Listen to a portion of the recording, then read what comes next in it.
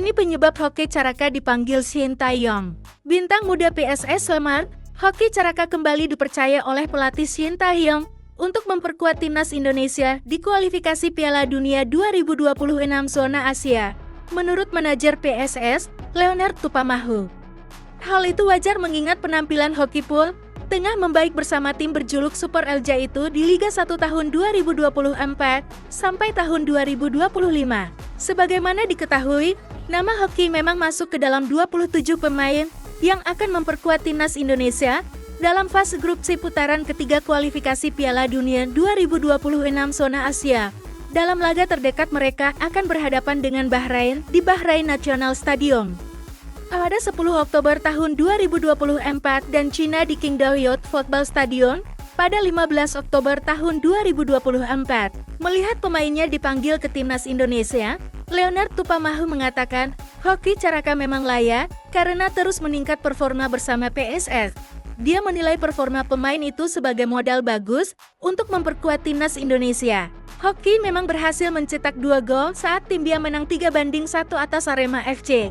Laga itu berlangsung di Stadion Manahan, Solo, Jumat 20 September tahun 2024 lalu. Performa dia Hoki pada beberapa pertandingan kemarin dengan mencetak 2 gol bersama klub juga tentu menjadi bukti dan alasan dia kembali dipanggil timnas. Kata Leonard Tupamahu dilansir dari laman PT Liga Indonesia Baru PT Olive, Jumat 4 Oktober 2024. Sebatas informasi, saat ini tim asal Sleman tersebut memang masih terpuruk dalam Liga 1 tahun 2024 sampai tahun 2025 sampai dengan pekan ke-7. Sebab mereka berada di posisi ke-18 dengan 2 poin.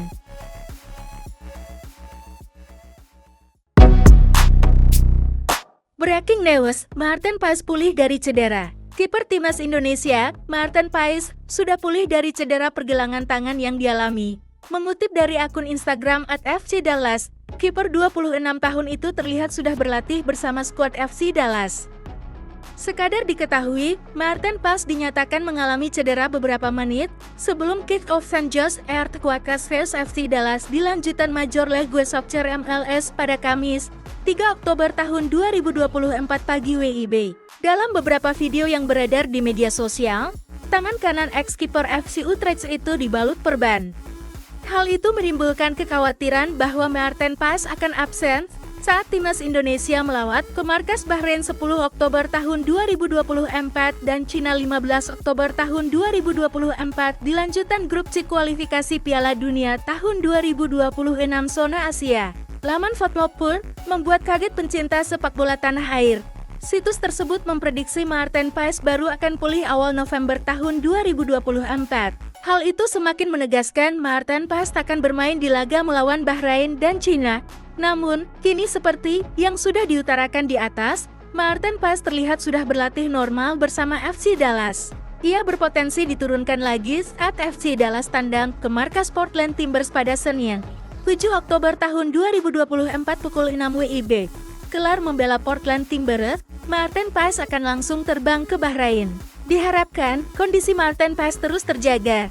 Kehadiran pemain sekaliber Maarten Paes sangat dibutuhkan timnas Indonesia. Kemapanan pun telah ditunjukkan Maarten Paes di 2 laga awal grup C saat menghadapi Arab Saudi dan Australia. Dalam 2 laga tersebut, ex-kiper timnas Belanda U21 itu membuat banyak penyelamatan krusial bagi timnas Indonesia hingga terpilih sebagai man of the match.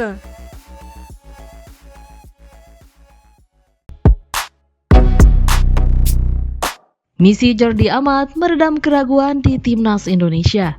Jordi Amat kembali masuk skuad timnas Indonesia untuk 2 laga babak ketiga kualifikasi Piala Dunia 2026. Momen ini pun jadi momen bagus bagi Jordi Amat untuk meredam keraguan. Jordi Amat merupakan salah satu pemain naturalisasi yang datang di gelombang awal era 2020-an. Jordi Amat punya latar belakang karir yang bagus karena sempat membela Espanyol dan Swansea City. Jam terbang yang tinggi tersebut diharapkan jadi modal bagus saat Jordi Amat membela timnas Indonesia. Namun dalam beberapa laga terakhir, Jordi Amat malah identik dengan kesalahan dan blunder. Blunder terakhir Jordi Amat terjadi ketika Indonesia menghadapi Irak Juni lalu. Saat itu, Jordi Amat yang menjabat sebagai kapten timnas Indonesia mendapatkan kartu merah di menit ke-59. Nama Jordi Amat pun mulai tersisihkan dari skema impian para penggemar timnas Indonesia. Terlebih setelah Jai Ijes datang, menyusul kemudian Miss Hilgers yang bersiap menjalani debut. Nama-nama itu pun yang kini jadi favorit penggemar timnas Indonesia. Saat Jordi Amat absen karena cedera dalam duel laga Arab Saudi dan Australia, terbukti lini belakang Indonesia bisa tampil kokoh. Rizky Ridho, Muhammad Ferrari, dan Justin Hubner bisa jadi pendamping yang solid bagi Jai Ijes. Kini Jordi Amat kembali masuk skuad timnas Indonesia untuk dua laga lawan Bahrain dan Cina. Dua laga tersebut adalah laga tandang yang bakal menguras energi dengan jarak antar pertandingan yang terbilang sempit. Bila Jordi Amat mendapatkan kepercayaan dari Sinteyong, momen itu bisa jadi momen bagus bagi dirinya untuk mengembalikan kepercayaan diri penggemar timnas Indonesia. Dengan menimbang pengalaman, ada peluang Jordi Amat bermain berpasangan dengan Jai Ijes dan Miss Hilgers.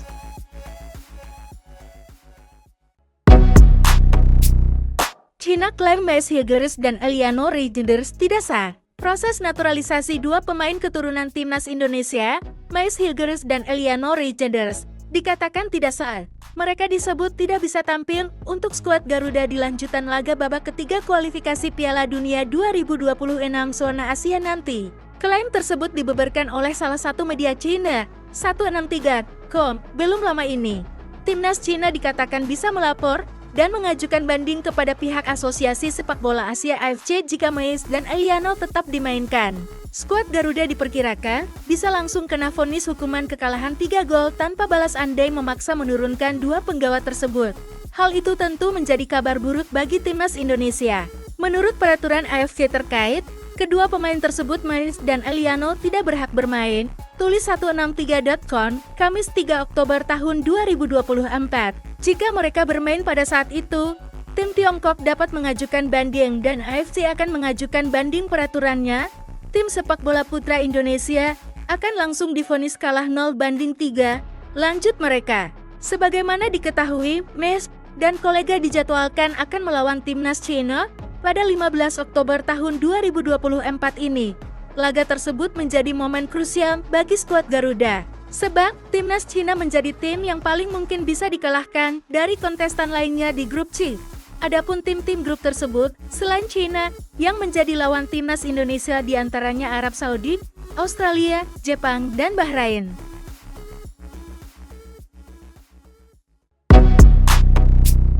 Kevin Dix, kakak saya senang saya gabung timnas Indonesia. Kevin Dix mengungkapkan kakaknya akan senang jika dirinya bermain untuk timnas Indonesia.